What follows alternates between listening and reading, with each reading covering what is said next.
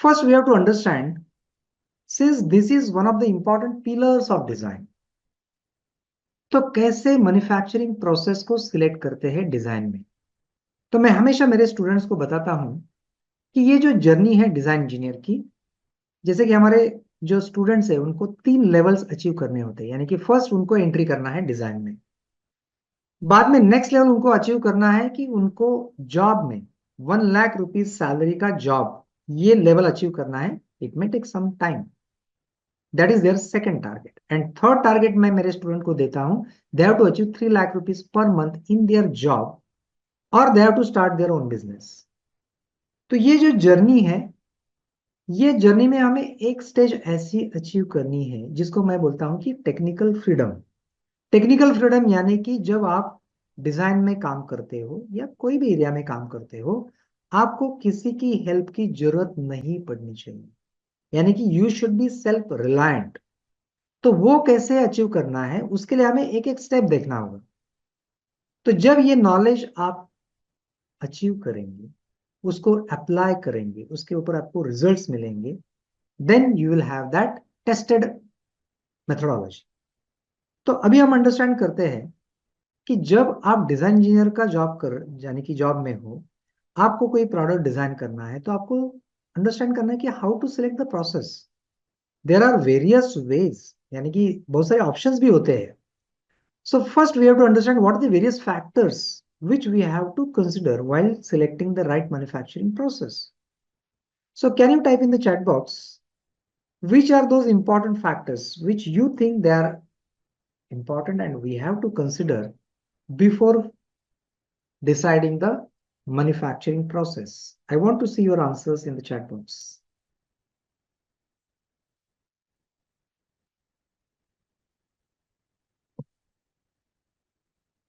Yes, absolutely correct, Dinesh.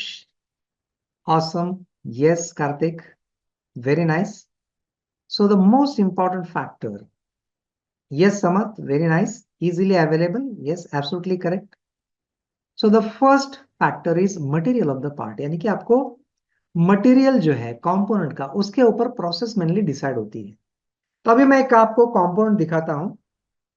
तो ये component जो है आपको बताना है कि ये प्रोसेस कौन सी है, और जब मैं कोई क्वेश्चन आपको पूछ रहा हूं तो अंडरस्टैंड करो कि ऐसे क्वेश्चंस आपको इंटरव्यू में पूछे जाते हैं। तो मेरे पास एक कंपोनेंट है, और ये कंपोनेंट जो है वो कौन से प्रोसेस से बना है, ये आपको चैट बॉक्स में लिखना है।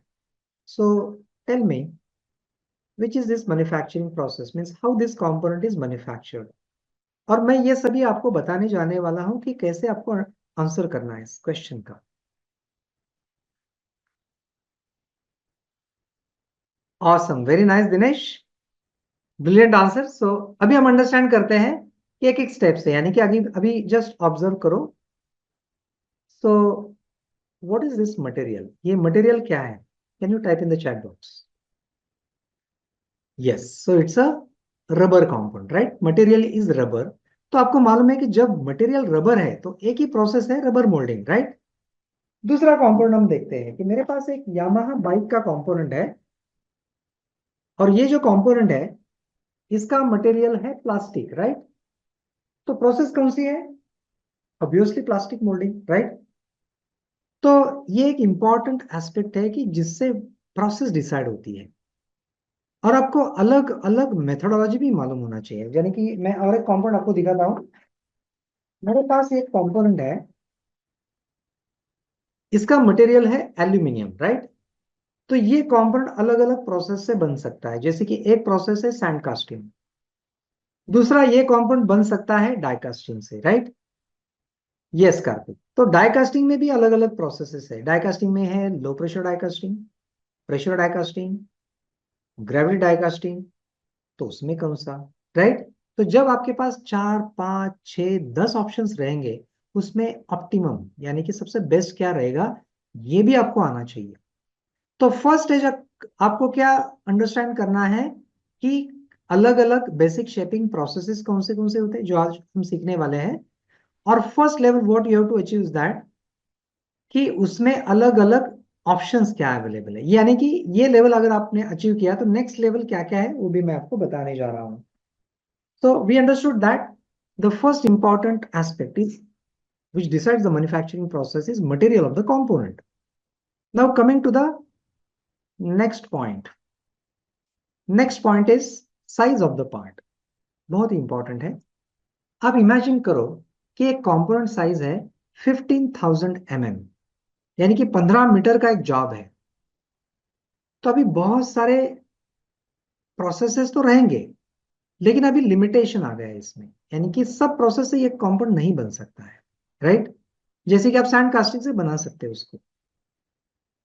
अभी हम साइज लेते हैं, से 2 ग्राम का कंपाउंड बनाना है आपको, 2 ग्राम.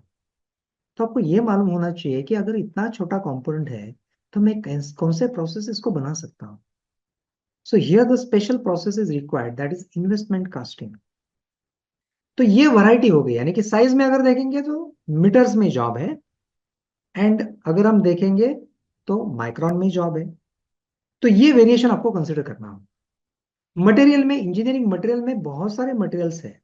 जैसे मैं पहले पॉइंट में देखा, एल्यूमिनियम है, कास्ट आयरन है, स्टील है, प्लास्टिक, रबर, उसके भी बहुत सारे वैरायटीज है. नॉन फेरस अलॉयज में तो बहुत सारे हैं, जैसे कि कॉपर है, मैग्नीशियम है, जिंक है. तो वो प्रोसेस, यानी कि वो मटेरियल कौन से प्रोसेस से बनेंगे, वो भी आपको अंडरस्टैंड करना होगा. Coming to the next point,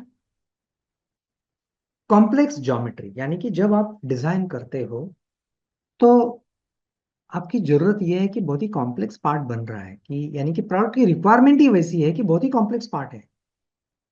तो अभी जब कॉम्प्लेक्स ज्योमेट्री है तो कुछ प्रोसेसेस ऐसे हैं कि जिसमें लिमिटेशन है. जैसे कि फोर्जिंग प्रोसेस जो है, वो बहुत ज्यादा कॉम्प्लेक्स पार्ट नहीं बना सकती है, क्योंकि वो प्रोसेस की लिमिटेशन है.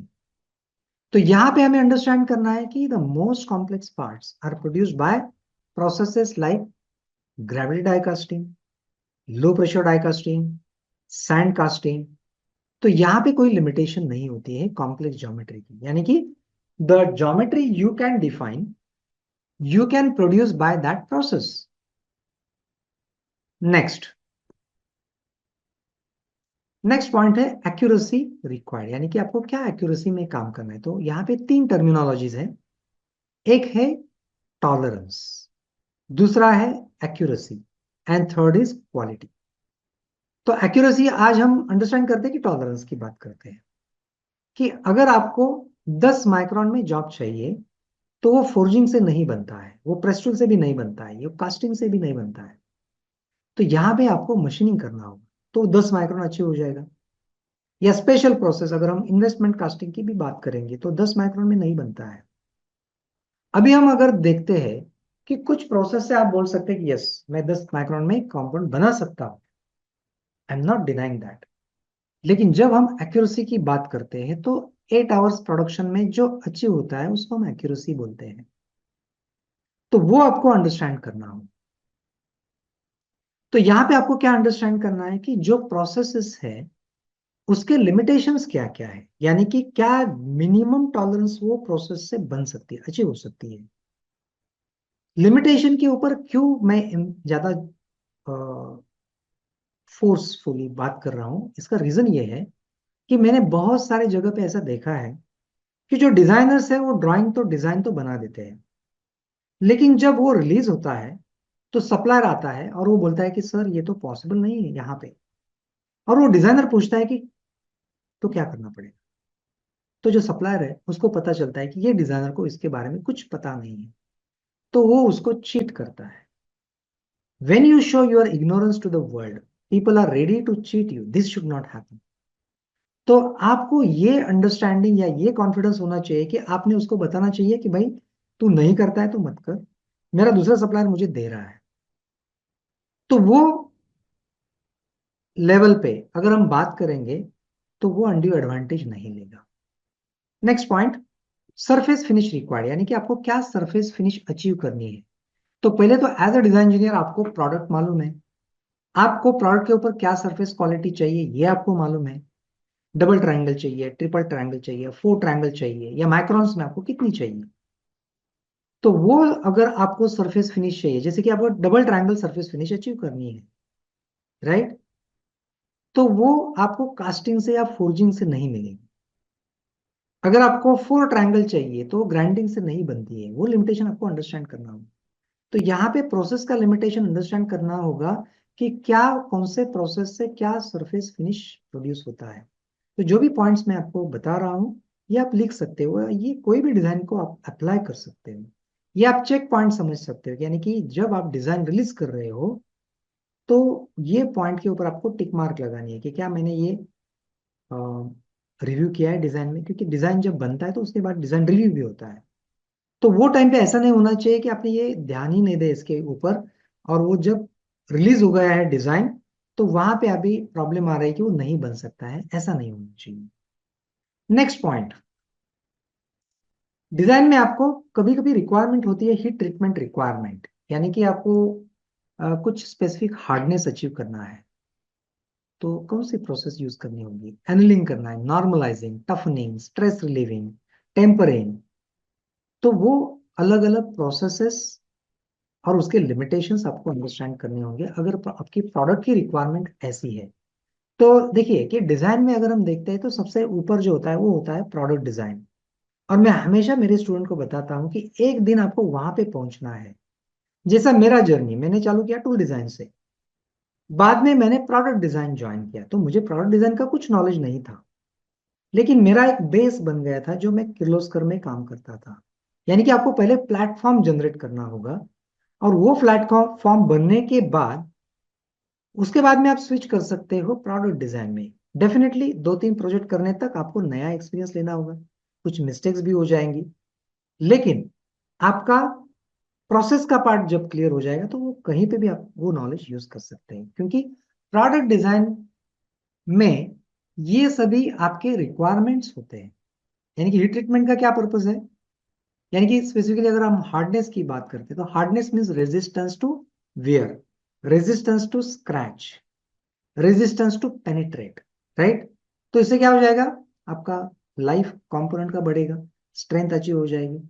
तो वो अगर है आपको करना है तो फिर पीछे जाके बाकी के पैरामीटर्स भी आपको अंडरस्टैंड करने होंगे कि क्या मेरे, ये मैं प्रोसेस तो यूज कर रहा हूँ लेकिन क्या उसके साथ मटेरियल भी वैसा है या नहीं है, उसमें कार्बन परसेंटेज उतना है या नहीं है, तो मैं हार्डनेस अचीव कर सकता हूँ। तो ये पैरेलली ये भी आपको अंडरस्टैंड करना हो। Coming to the next point, cost बहुत इंपॉर्टेंट है। जैसे मैंने आपको बताया कि हमेशा आपको ये ध्यान में रखना है कि जो भी कंपनी में आप काम कर रहे हो, कैसे मेरे कंपनी का भला हो जाए, ये मेरी सोच होनी चाहिए। भले मुझे उतना पेमेंट नहीं है अभी कंपनी में, मैं जितना काम कर रहा हूँ कंपनी मेरे ऊपर ध्यान नहीं दे रही फॉर एग्जाम्पल, नो प्रॉब्लम, लेकिन आप हमेशा सोचो कि क्या मैं कैसे कंपनी की कॉस्ट कम कर सकता हूँ, कैसे मैं ये बेनिफिट मेरे कस्टमर को दे सकता हूँ। और जब कंपनी का भला हो जाएगा डेफिनेटली आपका भी भला हो जाएगा। ये कंपनी में नहीं हुआ कोई प्रॉब्लम नहीं, जब दूसरी कंपनी ज्वाइन करेंगे वहां पे डेफिनेटली वो लोग सोचेंगे आपके बारे में। तो कॉस्ट कैसे कम करना है? तो यहाँ पे आपको अंडरस्टैंड करना है कि जैसे कि मैंने एक एग्जांपल आपको दिया था। देखिए, ये एक मेरे पास कंपोनेंट है, और ये जो कंपोनेंट है ये जैसे मैंने आपको बताया कि ये सैंड कास्टिंग से भी बन सकता है, ग्रेविटी डाई कास्टिंग से भी बन सकता है, लेकिन कॉस्ट मुझे कब, कैसे, कौन से प्रोसेस से कम हो जाएगा, राइट? तो जब आप डाई कास्टिंग से बनाएंगे तो आपका कॉस्ट कम हो जाएगा। तो आप तो बोलेंगे कि सैंड कास्टिंग में क्या कॉस्ट है, सैंड का कॉस्ट है, बाकी का क्या कॉस्ट है, लेकिन उसमें बहुत सारे अलग अलग पैरामीटर्स होते हैं। जैसे कि सैंड कास्टिंग में कितने बनाएंगे आप, एक दिन में कितने कॉम्पाउंड बनेंगे? बहुत ही कम बनते हैं। Die casting is a fast process जो हम आगे स्टडी करने वाले हैं कि उसके एडवांटेजेस क्या है। तो उससे क्या होता है कि स्पीड, मनी कब आएगा? जब आप स्पीडली काम करेंगे, right? So time is money. So cost of production die casting में ज्यादा है तो मैं डाइकास्टिंग के लिए जाऊंगा, राइट? हाँ, अगर मुझे क्वांटिटी कम है, यानी कि मुझे 4 ही कंपाउंड चाहिए ऐसे में, मेरा अभी फाइनल नहीं हुआ है डिजाइन, जस्ट प्रोटोटाइप पे काम कर रहा हूं मैं, तो sand casting is better than die casting. तो यहाँ पे आपको कॉस्ट कम लगेगी सैंड कास्टिंग में। अभी हमने दो बातें की थी, एक इसमें मैंने बोला कि सैंड कास्टिंग में ज्यादा कॉस्ट लगेगी, और दूसरी इसमें मैं बोल रहा हूँ कि सैंड कास्टिंग में कम कॉस्ट लगेगी। तो पैरामीटर यहाँ पे क्या है? क्वांटिटी का। तो ये भी आपको देखना होगा कि कितनी क्वांटिटी आपको बनानी है, लाइक दैट। नेक्स्ट पॉइंट,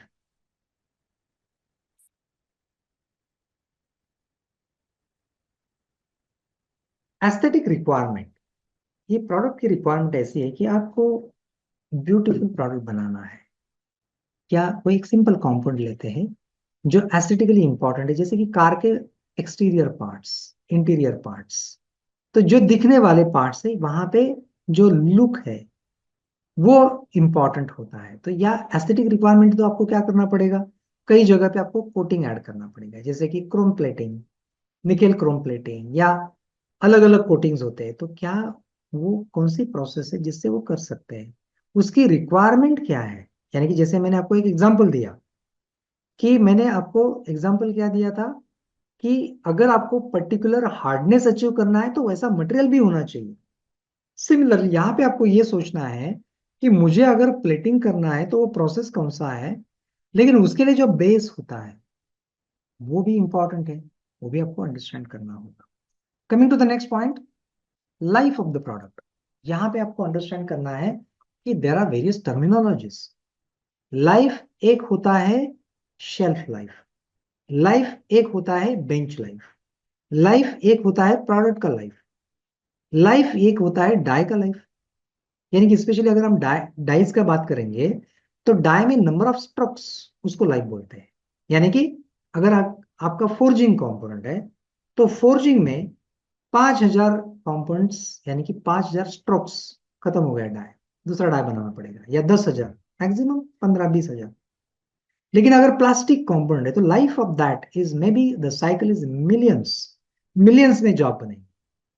लेकिन अगर हम प्रोडक्ट की बात करते हैं, अगर टायर का लाइफ है, यानी कि आप R&D में काम कर रहे हो, तो यहाँ पे life of the product is related to the kilometres. गाड़ी का रनिंग कितना किलोमीटर्स हो गया, वो लाइफ हो गया। वैसे ही शेल्फ लाइफ होता है, अलग टाइप का होता है, वैसे ही बेंच लाइफ होता है। तो एज अ डिजाइन इंजीनियर आपको ये टर्मिनोलॉजीज पहले अंडरस्टैंड करनी होगी, और उसमें कौन सा फिट होता है उसके लिए क्या करना पड़ेगा, ये हमें अंडरस्टैंड करना होगा। Next one, quantity. जैसा अभी हमने बात किया कि आपको कितना क्वांटिटी बनाना है। अगर आपका डिजाइन स्टेज प्राइमरी स्टेज पे है, यानी कि अभी आपका फाइनल नहीं हुआ है डिजाइन, कुछ कंपोनेंट्स आपको बनाने हैं, देन अलग प्रोसेस से आप जाएंगे।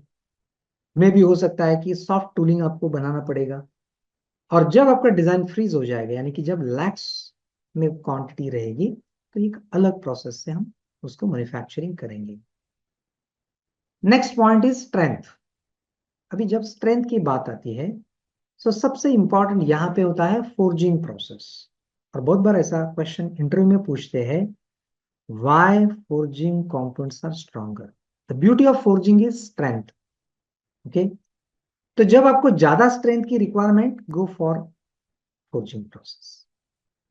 कास्टिंग से फोर्जिंग बेटर है, like that. Next one, DFM। DFM अभी ये नेक्स्ट लेवल का पॉइंट है। यानी कि पहले हमने जो पॉइंट्स अंडरस्टैंड किए वो बेसिक लेवल आपने अचीव की। अभी नेक्स्ट लेवल पे आपको अंडरस्टैंड करना होगा कि कैसे मैं सिंप्लीफाई कर सकता हूँ ये चीजें। यानी कि पहला तो जैसे हमारे सॉफ्टवेयर में होता है ना, कैड सॉफ्टवेयर। यस समर्थ, एब्सोल्युटली करेक्ट, ब्रिलियंट आंसर। सो ग्रेन रिफाइनमेंट, तो हमें अंडरस्टैंड करना है कि जैसे कैड कैम सॉफ्टवेयर होते हैं, वैसे CAE के सॉफ्टवेयर होते हैं। तो कैड के जो सॉफ्टवेयर जैसे कि कटिया है, NX है, क्रियो है, ये सॉफ्टवेयर होते हैं डिजाइन करने के लिए, राइट। लेकिन CAE के जो सॉफ्टवेयर है, जैसे कि एनसीज, हाइपरमेश, नेस्ट्रॉन, LS डायना, ये जो सॉफ्टवेयर है ना, ये होते हैं ऑप्टिमाइजेशन के लिए।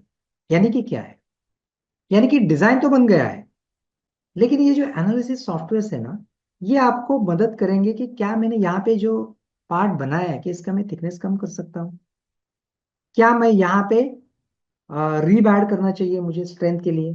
तो वो आपको बता देगा कि कहाँ पे आप डिजाइन को नेक्स्ट लेवल पे लेके जा सकते हो। Similarly, DFM means design for manufacturing.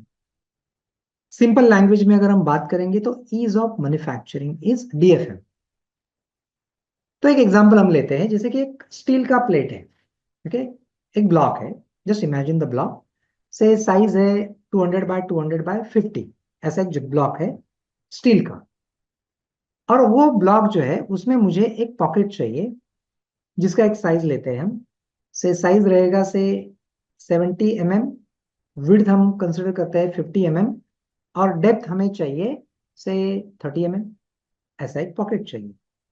और मुझे जो कॉर्नर से, यानी कि जो कॉर्नर से जो पॉकेट के, क्योंकि मेरा ये रेक्टेंगुलर पॉकेट है, वहां भी मुझे कोई रेडियस नहीं चाहिए। तो अभी वो कौन से मैन्युफैक्चरिंग प्रोसेस से आप बनाएंगे? Can you type in the chat box how you are going to produce that component, which process you are going to use?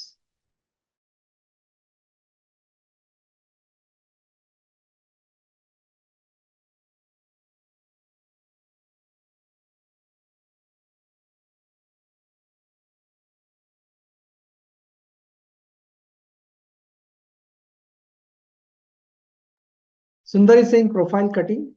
Profile cutting Sundar, I want a pocket of a particular depth.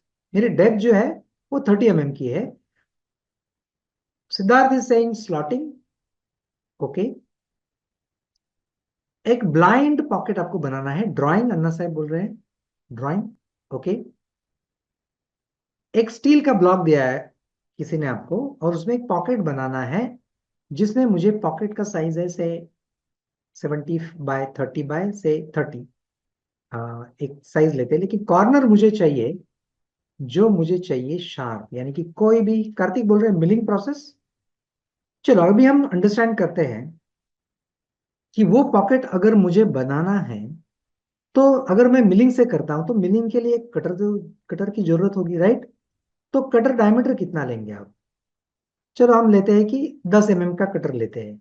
तो जब आप corner पे जाएंगे, वहां पे जब machining करेंगे, तो वहां पे एक रेडियस तो आ जाएगी। Yes, brilliant answer Baba Saheb, absolutely correct. तो यहाँ पे आपको करना होगा वो machining by EDM, electro discharge machining. यानी कि ये आपको सोचना है, यहाँ पे कंस्टेंट्स है, मिलिंग को कंस्टेंट है, ज्यादातर मिलिंग से ही करते हैं, राइट? वीएमसी से करेंगे, राइट? लेकिन जब आप कटर यूज करेंगे तो वहां पे रेडियस आने वाली है कॉर्नर को, वहां पे आप मिलिंग प्रोसेस से नहीं कर सकते हैं। दूसरा प्रोसेस जैसे आपने बनाया कि वहां पे थ्रूआउट अगर जब ओपनिंग रहेगा, तो वो प्रोसेस से बन सकता है, राइट? लेजर कटिंग वगैरह।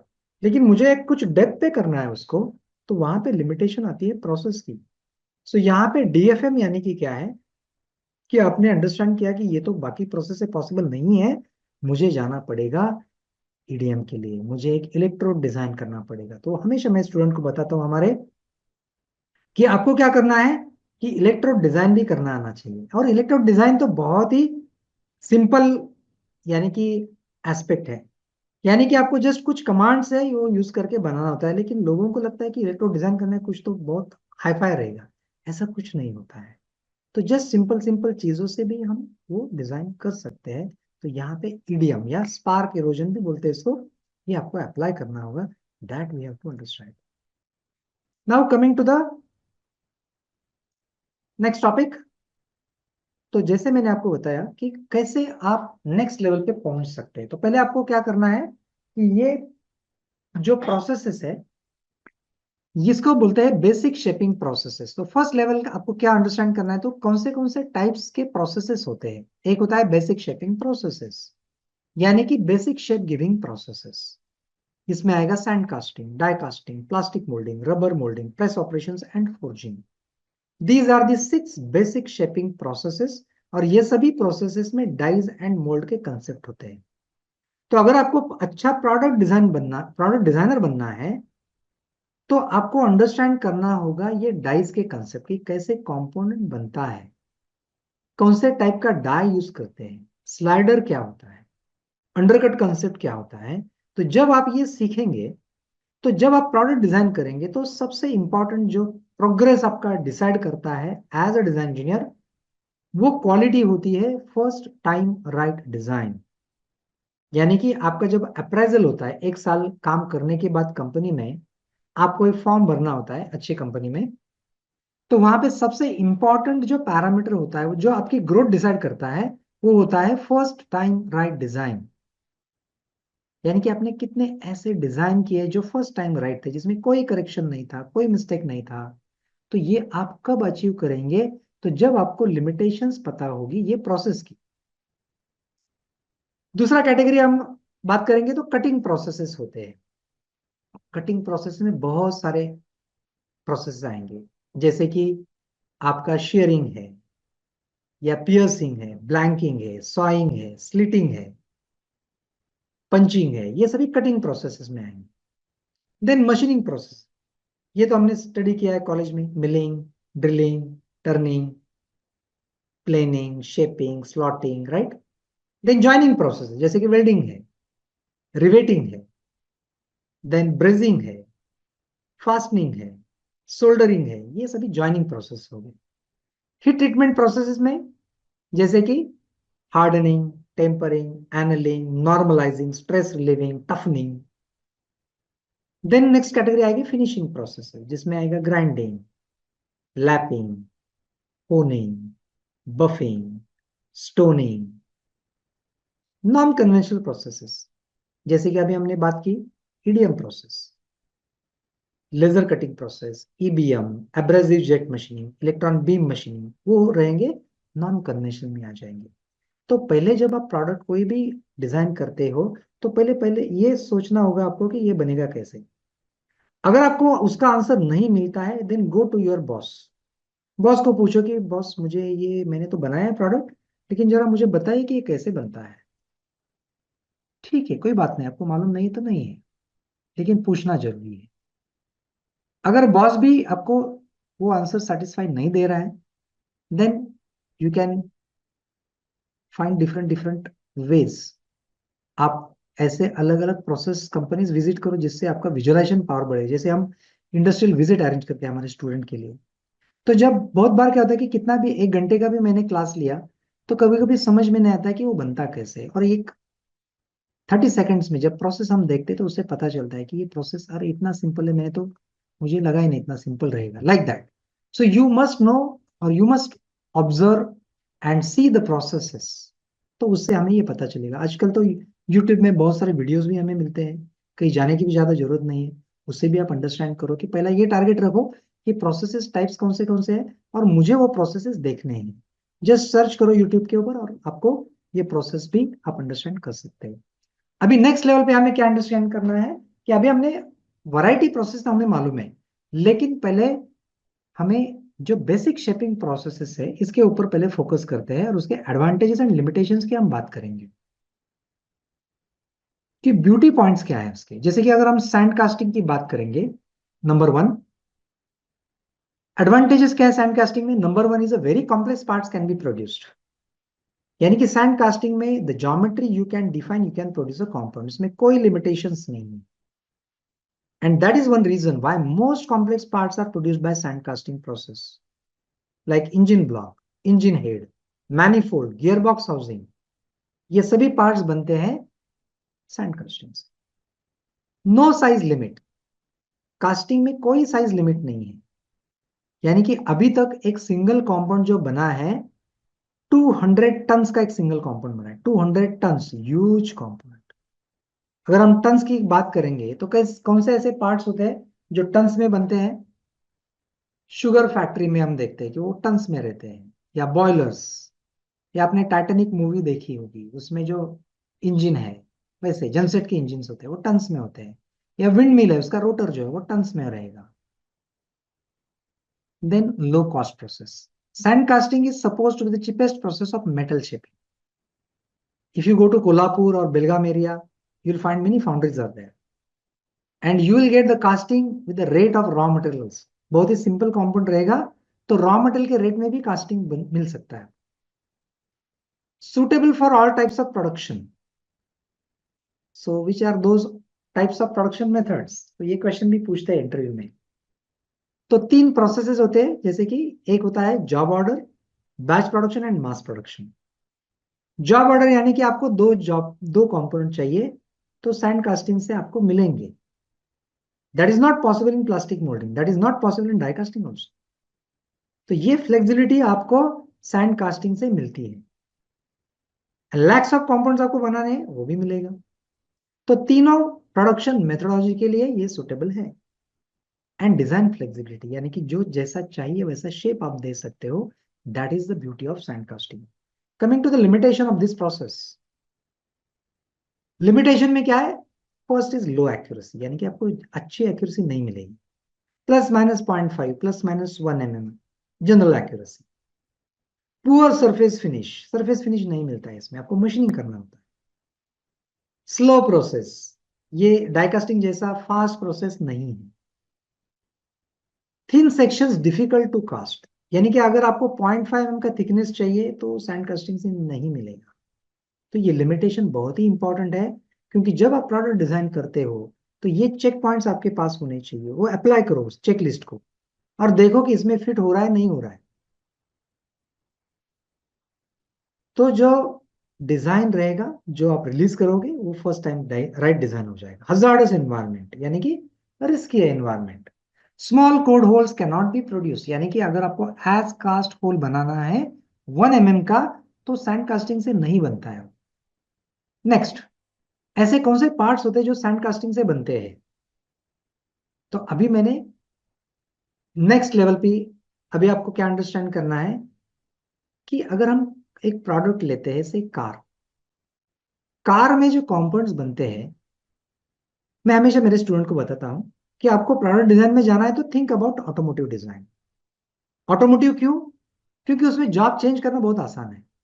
टाटा मोटर्स में काम कर रहे हो, बजाज में जाओ, बजाज से टाटा इसमें जाओ, मारुति में जाओ, मर्सिडीज में जाओ, so many options are there. तो पहले आप ऑटोमोटिव एग्जांपल, अगर कार का एग्जांपल लेते हैं तो कार के जो पार्ट्स होते हैं तो कौन से प्रोसेस से वो बनते हैं, ये स्टडी चालू। तो यहाँ पे हम देखेंगे कि कास्टिंग से कौन से पार्ट बनते हैं। Engine block, engine head, gear box housing, clutch housing, axle housing, brake drum, wheel hub, steering knuckle. तो उसका एप्लीकेशन ये इंपॉर्टेंट है। Coming to the next process, next is die casting. So die casting is a process mainly for non-ferrous alloys and sand casting is a process mainly for ferrous alloys. Ferrous यानी कि जिसमें ion है, non ferrous यानी कि उसमें ion नहीं है, जैसे कि aluminium, zinc, magnesium, lead, right, brass, ये आएगी नॉन फेरस अलॉयज। तो उसके लिए डाई कास्टिंग प्रोसेस होती है। और डाई कास्टिंग में जो डाई का मटेरियल होता है वो होता है मेटल, वेरा सैंड कास्टिंग में जो मटेरियल होता है सैंड मोल्ड, राइट। तो यहाँ पे हमें अंडरस्टैंड करना है कि डाई कास्टिंग के एडवांटेजेस क्या है। अगर हम कंपेयर करेंगे सैंड कास्टिंग से तो number one is a better accuracy, यहाँ पे आपको माइक्रॉन्स में जॉब मिल सकते हैं। Better surface finish compare to casting, sand casting. Fast process, यानी कि आपको 200 कंपाउंड्स भी मिल सकते हैं एक घंटे में, 250 कंपाउंड्स भी मिलेंगे, 300 कंपाउंड्स भी मिल सकते हैं per hour. Thin sections can be easily cast, अगर आपको 0.8 mm भी प्रोड्यूस करना है तो पॉसिबल है इसमें, जो सैंड कास्टिंग में पॉसिबल नहीं है। Small code holes can be produce, जो हमने लिमिटेशन देखा सैंड कास्टिंग का, तो इसमें स्मॉल कोड होल, यानी कि कास्टिंग में ही होल चाहिए आपको, उसको बोलते हैं कोड होल, तो वो बन सकता है इसमें। Complex parts can be produce, जैसे कि सैंड कास्टिंग प्रोसेस है वैसा ही ये डाई कास्टिंग प्रोसेस है, इसमें भी जितना चाहिए उतना कॉम्प्लिकेटेड पार्ट्स आप बना सकते हो। So that is the beauty of die casting. अगर हम बात करेंगे लिमिटेशंस की, तो इसमें साइज लिमिटेशन आएगी, यानी कि आपको इसमें टन्स में जॉब नहीं मिलेंगे, छोटे छोटे पार्ट्स होते हैं इसमें, कुछ ग्राम्स में होते हैं, जैसे कि 500 ग्राम, 1 kg, 5 kg, 10 kg बहुत बड़ा कंपाउंड हो गया, 30 kg वो huge component in die casting. Only certain non ferrous alloys can be produce, यानी कि कुछ गिने चुने मटेरियल जो है इससे ही डाई कास्टिंग के लिए सुटेबल है। हजार्डस एनवायरनमेंट, सेम रिस्की है यहाँ पे, polluted environment and some defects like porosity. Generally die casting में डिफेक्ट जो होते हैं पोरोसिटी वगैरह आते हैं, तो इससे क्या होता है, स्ट्रेंथ आपको उतनी नहीं मिलेगी। Parts produced by die casting process, अगर हम अगेन अगेन कार का एग्जांपल लेते हैं तो engine head, gear box housing, clutch housing, brake parts, जैसे कि अभी हम मैंने आपको बताया ब्रेक का कंपोनेंट, ये मेरे पास एक कंपोनेंट है, will show you this component. तो ये प्रोसेस बनते डाई कास्टिंग से बनेगा, राइट। तो ये है ब्रेक का कंपोनेंट, आपका जो बाइक का डिस्क ब्रेक है उसका एक कैलिपर है, राइट। तो ब्रेक का, कार का ब्रेक का कंपोनेंट मेरे पास है, इसको हम बोलते हैं टैंडम मास्टर सिलेंडर, ये भी डाई कास्टिंग से बना हुआ है। मेरे पास और एक कंपोनेंट है, दैट इज मैनीफोल्ड, ये मैनीफोल्ड है, ये भी डाई कास्टिंग से बनेगा। तो इसमें भी ज्योमेट्री जो है कॉम्प्लेक्स ज्योमेट्री मिल सकती है आपको। नेक्स्ट नेक्स्ट हम बात करते हैं प्लास्टिक मोल्डिंग प्रोसेस। तो प्लास्टिक मोल्डिंग प्रोसेस, इसमें प्लास्टिक के दो टाइप्स होते हैं मटेरियल के। एक होता है थर्मोसेटिंग प्लास्टिक, दूसरा होता है थर्मोप्लास्टिक प्लास्टिक। और प्लास्टिक मोल्डिंग में जो प्रोसेसेस होती है, जिसमें सबसे पॉपुलर होता है इंजेक्शन मोल्डिंग। देन दूसरा प्रोसेस है blow moulding. Then compression moulding आएगा। और एक प्रोसेस आएगा कैलेंडरिंग, रोटरी मोल्डिंग। ऐसे तीन चार प्रोसेस जो है उसमें सबसे ज्यादा होता है, यूज होता है इंजेक्शन मोल्डिंग। तो अगर हम एडवांटेजेस की बात करेंगे प्लास्टिक मोल्डिंग की, तो प्लास्टिक मोल्डिंग में सबसे इंपॉर्टेंट ये है कि कॉस्ट जो है वो लो कॉस्ट रहेगा, राइट। जिसमें आपको कलर्स अलग अलग मिलेंगे, यानी कि एस्थेटिक पार्ट, फिनिश अच्छा मिलेगा। प्लास्टिक कैन बी रीयूज कर सकते हैं आप। दूसरा, इसमें लाइट वेट है, तो इसमें अगर आप कार पे ये कंपोनेंट यूज करते हैं तो फ्यूल इकोनॉमी आपको मिलेगी। देन अगर हम प्लास्टिक मोल्डिंग की बात करेंगे तो जो प्रोडक्शन रेट है बहुत ही अच्छा मिलता है हमको। डाई जो होता है वो लाइफ उसका मिलियंस में मिलेगा। अगर हम लिमिटेशंस की बात करेंगे प्लास्टिक में, तो सबसे इंपॉर्टेंट ये है कि स्ट्रेंथ, जहां पे आपको स्ट्रेंथ चाहिए वहां पे नहीं मिलेगी, राइट। दूसरा, प्लास्टिक मोल्डिंग में आपको बहुत ही कॉम्प्लेक्स पार्ट्स नहीं बनते। जैसे कि सैंड कास्टिंग में हमने देखा कि कोई भी कॉम्प्लेक्स पार्ट्स जो है वो बन सकता है, वैसा प्लास्टिक मोल्डिंग में नहीं बनेगा। देन लिमिटेशन में आएगा डिफेक्ट्स। जनरली बहुत बड़ा साइज है तो उसका डायमेंशनल कंट्रोल करना बहुत डिफिकल्ट होता है। देन आपको अगर कुछ सैंपल्स चाहिए तो उसमें उतने पॉसिबल नहीं है, आपको डिजाइन फाइनलाइज करने के बाद ही आपको मिलेंगे। तो अभी हम अंडरस्टैंड करते हैं कि ये प्रोसेस कैसा है। और प्रोसेस में आपको क्या अंडरस्टैंड करना है, जैसे मैंने आपको बताया कि आपको टूलिंग के कंसेप्ट भी मालूम होने चाहिए। Alright, so friends, thank you for joining this session. Today we learned all about manufacturing processes. So what are actions are required? I told you, you have to take the actions, and I wish you all the best.